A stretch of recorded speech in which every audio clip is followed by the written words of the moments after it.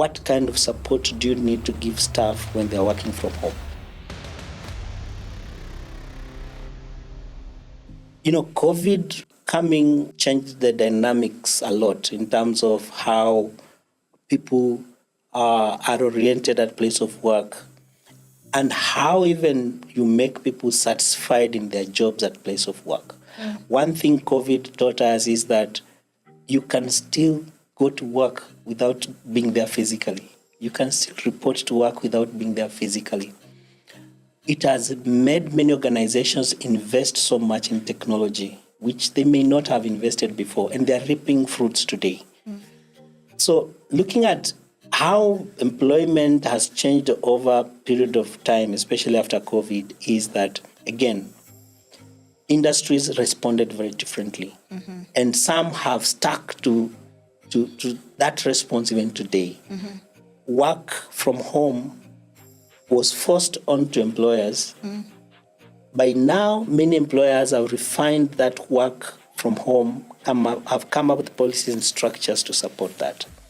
There are those who have gone hybrid. They have defined their policies that this type of staff, it can work from home, and this type of staff can work at workplace. They can report to work physically. But again, there are laggards also. There are those who have not moved. When COVID was announced that it's been wiped out, they made everyone go back to work as usual. There are that fraction of people also, organizations that still believe that employees still needs to go to work physically.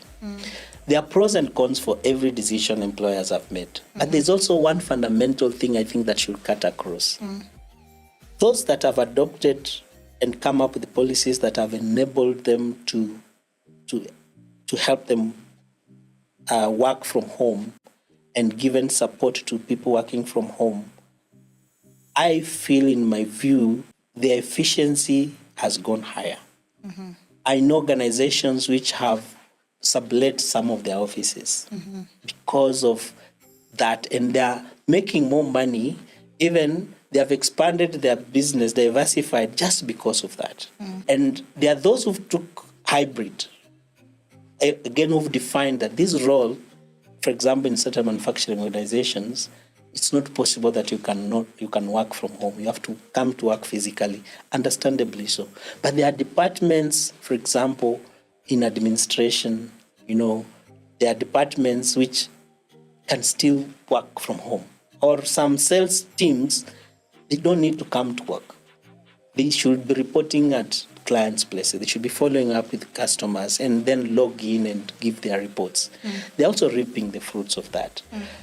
Those organizations that are stuck and have never come up with any policy of working from home, I feel, in my view, it's just a matter of time. Because again, not all organizations evolve at the same time. But I think it will be the work of the stakeholders, including the HR, trying to do cost-benefit analysis, try to define roles in that organization, say, surely do we need a ticketing officer? Because I know organizations which have even travel agents in their own organizations. Do they really need, for example, to report in the office? So if you can be able to define roles and come up with support mechanisms, because I'm insisting on support mechanisms, because if you allow people to work from home without supporting structures, again, you may not harness what you really wanted to harness. They need to feel that they can still be productive without any interruptions when they're working outside the office. So those are the dynamics that have happened, and every industry has responded to it differently. Yeah.